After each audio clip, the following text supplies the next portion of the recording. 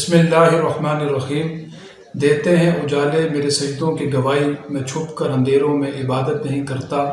میں سردار مظہر مرکزی ناظم عمومی MSO پاکستان آپ سے مخاطب ہوں۔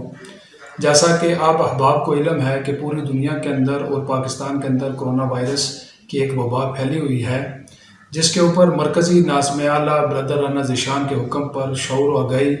اور رجوع اللہ مہم کا آغاز کیا ہوا ہے۔ اس کے ساتھ ساتھ آج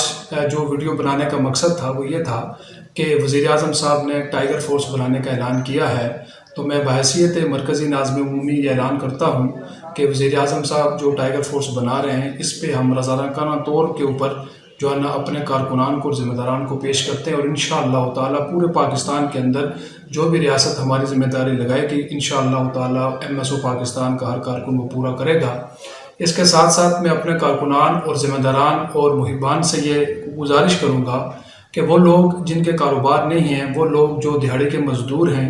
وہ لوگ جو ڈرائیونگ کر کے مختلف طریقوں سے اپنے گھر کا چولہا جلاتے تھے، خدارا اس چیز کو محسوس کیا جائے۔ جیسے شریعت کا حکم ہے کہ سب سے پہلے اپنے رشتہ داروں کو دیکھا جائے، تو ایسے ہی ہر دوست یہ دیکھے کہ کون سے لوگ جو ہیں جن کے گھر میں ابھی تک راشن نہیں پہنچا ہے، وہاں پر راشن پہنچانے کی مہم چلائیں۔ اس سلسلے کے اندر ہیلپ ٹرسٹ کے زیر اہتمام MSO پاکستان اپنی سرگرمیاں جاری اور ساری رکھی ہوئی ہیں۔ میں آپ تمام دوستوں سے گزارش کروں گا کہ اپنے اداروں کے اندر، اپنے گھروں کے اندر، اپنے محلہ کے اندر یہ ویلفیئر کا کام کریں، ہیلپ ٹرسٹ کا ساتھ دیں،